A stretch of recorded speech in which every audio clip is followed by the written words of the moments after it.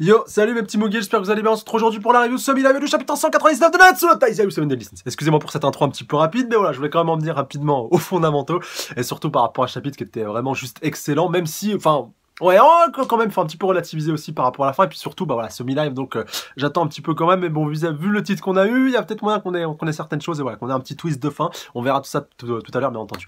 Avant donc de reprendre un petit peu tout le schmilblick de tout ça, bon voilà, déjà, petit point, c'est vrai que ça fait...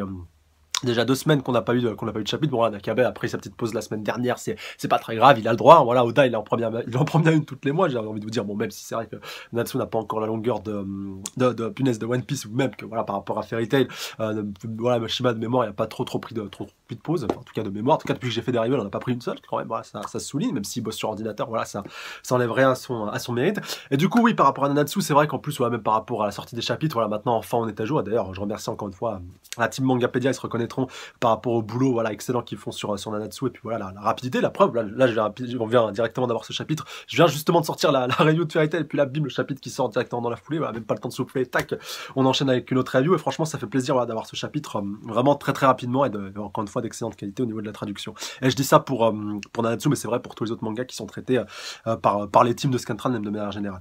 Du coup, je voulais reprendre aussi la page de couverture voilà, pour nous remettre un petit peu dans le bain, et puis surtout vu qu'elle apporte beaucoup de précision, donc voilà, histoire qu'on comprenne un petit peu bien, puis que surtout je pense avoir un rôle aussi à jouer par rapport à la suite, et très certainement en fin de chapitre, et par rapport à l'arrivée impromptue ou pas des Taizai, on verra ça aussi ensemble, si ça arrivera ou pas, bien entendu. Donc l'arbre minerai au Ordora, hauteur 300 mètres, 20 histoires. Bon, je sais pas pourquoi 20 histoires, tout simplement, il y a peut-être eu 20 histoires qui sont passées à l'intérieur entre Dolor et Gloxinia, non, ça sera un peu dégueulasse. L'immense tour construite par Dolor et Gloxinia, insensible au feu, de par la résistance et la constitution de ces minéraux, est dotée de capacités régénératrices grâce à l'ADN de ces plantes, autant pour moi. L'entrée ne peut être ouverte que par Dolor ou Gloxinia, ou si Gloxinia et Dolor sont vaincus. Donc voilà, tu vois un petit peu, t'es un petit peu dans un huis clos, voilà, t'es dans une arène, et puis le seul moyen de te sortir, bah, c'est tout simplement de te taper le boss. Voilà, c'est un petit peu aussi comme dans un jeu vidéo avec un combat de boss, même si là, j'avoue que même si Meliodas ou même Escanor, voilà, à midi, enfin, on verra un petit peu, pas, ça, je sais pas à quelle heure se déroule ce combat, mais s'il est pas très loin de midi, voilà, Escanor qui fait péter un gros coup de hache, à mon avis, la structure va pas résister. Quoique, il y a quand même eu un élément dans ce chapitre qui pourrait justement confirmer cette thèse-là. Et j'espère que voilà, cette petite, voilà, ce lieu de l'arène et puis ce repère, que cet arbre pourra donc s'ouvrir quand ils auront gagné, et que surtout que ce sera Diane et King qui auront gagné, bah, qui se seront pas fait sauver la mise, qu'il n'y aura pas les autres qui auront pété l'arbre pour pouvoir se farcir de leur Gloxinia. Enfin, ça, franchement, j'espère. Et ce qui pourrait accréditer cette petite, entre guillemets, théorie ou hypothèse, c'est l'élasticité de l'arbre, comme on l'a vu un petit peu après, durant directement, en fait, le combat quand la King a été un petit peu projeté sur les côtés, et que justement, bah, voilà, ça aussi, Nakaba, ça fait un petit peu écho à cette page de couverture-là, comme quoi, faut bien toujours regarder les pages de couverture. Ouais, même celle de Fairy Tail, faut aussi les regarder, même si t'as pas autant d'informations que ça, voilà, à titre comparatif pour deux mangas qui sont publiés dans le même magazine. Mais en tout cas, on s'est rendu compte de l'élasticité de l'arbre, et puis que voilà, bien entendu, King il avait envie de se casser. Voilà, tiens, c'est ce que je vais aller chercher de l'aide, je vais aller chercher du secours et tout. Voilà, on va peut-être réussir à s'esquiver. En fait, non, mon gars, voilà, tu pouvais pas. Et bien entendu, bah, si l'arbre est élastique de l'intérieur, à mon avis, si de l'extérieur aussi, même si à mon avis, ça ferait un petit peu un gros flipper dans tous les sens, ça volerait tout le monde qui volerait dans tous les sens. Enfin, j'imagine Meliodas qui essaie de rentrer, voilà, de péter l'arbre et tout, voilà, en mettant un gros coup de poing dedans. Et puis du coup, imagine ta King qui est à l'intérieur de l'arbre, au point justement, au point de pression, tout simplement, et puis tac, il s'est projeté, puis commence à voler un petit peu dans tous les sens. Ah ouais, que ça serait un petit peu marrant, ça pourrait être pas mal, et du coup, ça sera un petit running gag. Après, on verra, peut-être que Nakaba va le faire, peut-être qu'il le fera pas, on verra bien.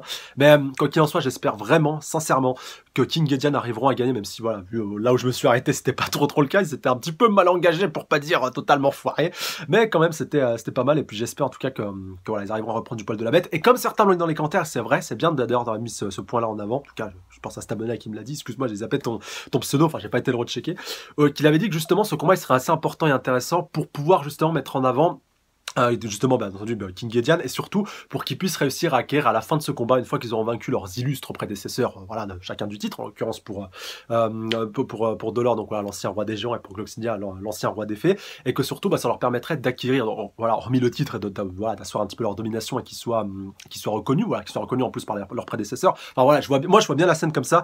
Bon, même si on en est encore un petit peu loin, on est d'accord avec ça. Je vois bien King et Diane réussir à les vaincre après un combat épique et tout, à la limite les buter, et au port de la mort, t'as Gloxinia et Dolor qui disent je vois en toi mon héritier, tu es bien, voilà, tu es bien digne d'être le nouveau roi des fées, tu es bien digne d'être la nouvelle reine des géants, et que du coup, bah après, surtout à la fin de ce combat-là, ils aient réussi à acquérir ce qu'ils recherchaient. En l'occurrence, Diane, bon, c'est pratiquement acquis la maîtrise, encore une fois, de la danse des géants, et même plus précisément de la danse de Dolor, d'ailleurs, comme on l'a vu durant ce chapitre. Et pour King, voilà, même si ça sera un peu plus technique, bah, ce sera bien entendu d'avoir des ailes. Alors, est-ce que ce sera les ailes de Gloxinia qui se transplantera? Franchement, ça pourrait être cool, surtout s'il le tue, quoi, qu'il lui dit, voilà, prends mes ailes, comme ça maintenant t'as des ailes, ou alors qu'il arrive à les faire pousser par je ne sais quelle magie, enfin voilà, par je ne sais quel pouvoir, c'est pas impossible, là, pas encore. Bien entendu, tout peut arriver. D'ailleurs, en plus, Delors a dit une phrase assez intéressante en fin de chapitre par rapport à ce point-là, où il dit que voilà, toi, je n'ai jamais vu un roi des fées, voilà, voilà, j'ai vu plusieurs générations de rois des fées se succéder, donc bien entendu, Gloxinia fait partie, et voilà, j'ai jamais vu un roi des fées sans elle, donc voilà, je ne me l'expliquais, donc limite, Gloxinia, ce serait bien, tu pourrais nous donner, mec, comment ça s'est passé pour toi, voilà, à quel moment tu as eu tes ailes, est-ce que tu les as eu à la naissance, comment tu les as eu, enfin voilà, tu pourrais nous expliquer un petit peu ce délire-là, ça serait quand même assez intéressant, et puis au moins, ça permettrait de résoudre une grande énigme de Nanatsu, en tout cas par rapport à King, et après, peut-être, voilà, peut-être que ce sera durant le combat qu'il arrivera à les éveiller et qu'elles commenceront à pousser, pourquoi pas, ou alors ce sera une transplantation. Mais quoi qu'il en soit, à mon avis, à la fin de cet arc-là, et quand bien entendu Delors et Gloxinia trépasseront, bien entendu qu'à la fin King aura ses ailes, ça c'est pratiquement sûr et certain. Du coup, on va reprendre un petit peu ensemble du coup ce qui s'est passé tout au long de ce combat, enfin tout au long de ce combat, si on peut qualifier cette combat. Donc directement, la stratégie de King et Diane, c'est pas compliqué, voilà, on fonce dans le tas, on donne tout ce qu'on a hyper rapidement, voilà, pour essayer de les one-shot assez rapidement, vu qu'ils sont lucides au moins par rapport à ça. C'est vrai que c'est pas tout à fait illogique et tout à fait débile non plus, voilà, faut pas leur jeter la pierre, parce qu'ils se sont bien rendu compte, bien entendu, de la puissance colossale de leurs adversaires, et encore plus depuis qu'ils sont des commandements, voilà, par rapport à leur puissance qui est totalement décuplée.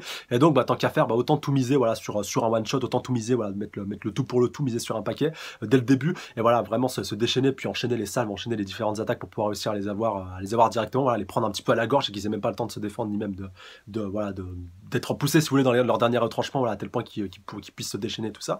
Et au final, on va voir que c'était pas une stratégie si payante que ça, vu qu'au final, ça s'est plutôt retourné contre eux. On l'a vu directement assez rapidement avec King. C'est vrai que ça aussi, c'est vrai que ça a été traité assez rapidement. D'ailleurs, au début, je me suis dit, putain, mais en fait, on va suivre que King durant ce combat-là. Puis en fait, non, directement après, vers à peu près milieu de chapitre, on a switché sur Diane contre Dolor, mais déjà rien que King contre Gloxinia, voilà, ça a été un combat à sens unique, voilà, avec Shastiefol directement en forme gardien. Il a essayé de parer l'attaque, il a été projeté, comme je vous l'ai dit, il a essayé de s'échapper en pétant le mur. Au final, voilà, il a été encore une fois reprojeté, donc voilà, et puis on s'est rendu compte de l'élasticité du mur aussi à ce moment-là. Shastiefol, voilà, qui a été complètement démené. Et après, voilà, bon, bien entendu, King qui était un petit peu voilà, décontenancé. Gloxinia qui lui dit, t'as pas le temps de pouvoir reprendre ton esprit, et puis directement, elle se sert de Basquias, pardon, dans sa forme gardienne. D'ailleurs, il me semble, si je dis pas de bêtises, que c'est la première fois qu'on la voit de mémoire, parce que sinon, je pense que ça m'aurait marqué cette forme de frelon, ouais, je pense qu'on peut bien le qualifier comme ça. Du coup, King, voilà, après, qui était complètement décontenancé, Shastiefol, voilà, il a même pas le temps, encore une fois, de transformer il a eu juste le temps de le retransformer en 5e forme avec ses longues lances un petit peu électriques, voilà, enfin, qui sont rapides comme l'éclair. Et du coup, voilà, ça lui a coûté énormément d'énergie, comme Delors l'a aussi souligné un petit peu après. Ça n'a pas été assez effectif, et surtout en plus, quoi, il l'a utilisé contre le gardien, il n'a même pas utilisé directement contre Gloxinia, et il a atteint directement ses limites assez rapidement, puis s'est fait prendre littéralement en tenaille par Basquias dans sa forme gardien. Et voilà, c'est bien fait planter comme il fallait. Alors justement, vu qu'il s'est fait planter dans le dos, voilà, et qu'en plus il y a du sang, voilà, qui a peut-être coagulé avec la forme du gardien, peut-être que c'est ça qui va peut-être pouvoir déclencher la pousse de ses ailes, pourquoi pas, ça pourrait être intéressant. Mais on voit, voilà, que King il s'est fait mettre en PLS en 2 temps 3 mouvements, ce qui est assez dramatique. Diane, elle, par contre, elle a moins démérité directement, voilà, on voit qu'elle a enchaîné, qu'elle s'est vraiment jetée à corps perdu sur Dolor, même si voilà, il a pas bougé d'un sourcil, il a pas bougé d'un iota, et directement après tac, un petit coup de projection, un petit coup de paume comme on en a l'habitude, et puis pour projeter Diane, qui a été assez bien projetée, mais elle s'est pas démontée pour autant, et puis elle s'est servie justement de sa charge des berserkers pour faire voler les golems un petit peu dans toutes les directions. Donc ouais, c'était vraiment très très classe, franchement, là, cette page-là, la page 12, si je dis pas de... Ouais, 13, si je dis pas de bêtises, 12-13. Donc ouais, qu'on vraiment volé dans toutes les directions, dans tous les sens, et voilà, Dolor a failli, malheureusement, voilà, ça c'est bien, encore une fois, le mot failli qui casse un petit peu tout, vu qu'avec sa danse couplée justement à son esquive, d'ailleurs, Diane elle s'en est pas rendu compte directement, mais par la suite, voilà, elle a commencé à tilter, et que justement, voilà, c'est grâce à sa danse, justement, des géants, et surtout sa danse qui est si caractéristique, qu'il a réussi à esquiver tout ça. Voilà, elle le précise tout à fait après, même si voilà, elle lui dit putain, t'esquives, mais tu pourras pas tous les esquiver. Après, ah bah merde, non, en fait, il esquive, mais il exécute sa danse en même temps. Donc voilà, c'est ce qui est assez ouf, et ce qui encore une fois prouve toute la badassitude de Dolor, même si c'est vrai qu'elle a été déconstruite à plusieurs reprises, notamment par Meliodas avec les saucissons de ses bras. Je me rappellerai toujours de ça lors du tournoi de Vaisel. Et du coup, bien entendu, les golems de notre pauvre Diane se sont fait complètement éclater, et Diane, voilà, n'a rien pu faire en plus pour pouvoir tenter de la contrer. Et voilà, comme pour King, elle a fini assez bah, elle a fini éclatée comme sans pouvoir trop se défendre, voilà, à tel point qu'elle a été projetée, elle a essayé de le contrer, mais malheureusement ça a pas pu déboucher sur quelque chose de concluant, malheureusement pour elle. Et puis voilà, les deux se sont fait éclater assez rapidement. Et du coup, bah après on arrive, voilà, c'est à peu près à ce moment-là où je me suis arrêté, donc voilà, où on a le petit dialogue, le petit monologue de Dolor par rapport à la situation, puis même aussi de Gloxinia, donc voilà, de mémoire de géant, j'ai jamais vu voilà, des gens aussi faibles. Pareil pour le roi des fées, voilà ce que je vous disais tout à l'heure par rapport à King, voilà, un roi des fées qui a pas d'aile, c'est quoi ce délire, voilà, c'est quoi t'étais la honte simplement en tant que des rois des fées, enfin de mémoire de géant, j'ai jamais vu qu'un roi des fées aussi faible que toi, voilà, ce qui est assez fou. Et pareil, voilà, enfin, il y a vraiment eu, ouais, ils sont vraiment complètement fait déclasser, surpasser, voilà, pour en revenir aussi aux géants, ton niveau d'osmose, voilà, et puis de manière, voilà, de faire corps justement avec la terre, voilà, le lien justement qui t'unit avec la terre, et qui fait justement, encore une fois, toute la puissance de la danse des géants, tout ça, t'as pas réussi à le convertir, voilà, et puis à pouvoir transformer justement ton pouvoir, et puis pouvoir tirer maximum tout simplement du pouvoir de la terre, même si c'était, voilà, elle n'a pas beaucoup démérité. Franchement, contrairement à King, si on compare le combat des deux, si on peut qualifier ça de combat, bien entendu, c'est vrai que Diane c'est un petit peu mieux défendu, même si au final, bah, le résultat est le même, quoi. Voilà, on va pas trop chipoter par rapport à tout ça, quoi.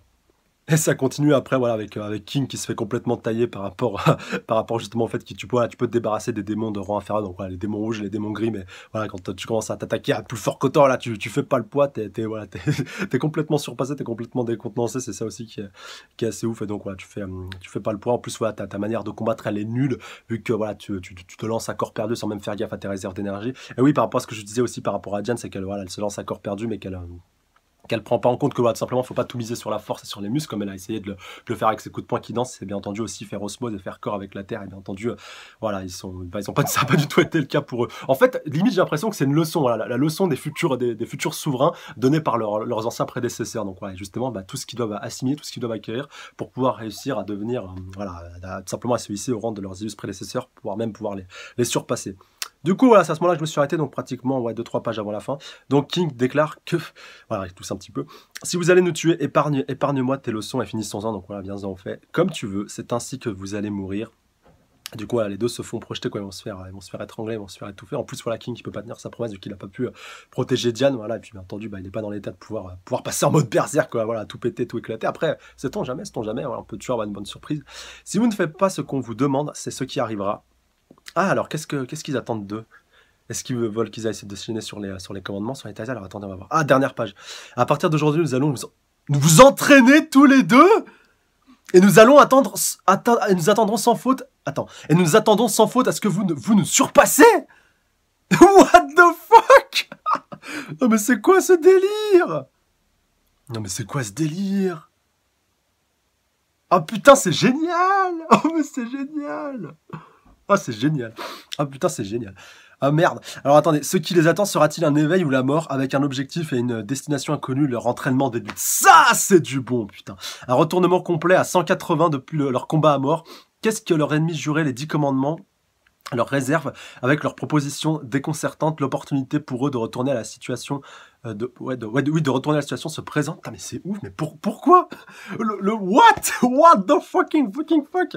Alors là, franchement, celle-là, en plus, je vous jure, inconsciemment, j'ai pensé, quelque part, voilà, directement, enfin, ça a dû m'effleurer l'esprit. Je dis non, mais de toute façon, sois pas débile, c'est pas possible, voilà, qu'il fasse ça. En plus, voilà, ça rejoint un petit peu ce que je vous disais par rapport au fait que là, ils leur ont donné une leçon. Voilà, ça fait tout à fait sens.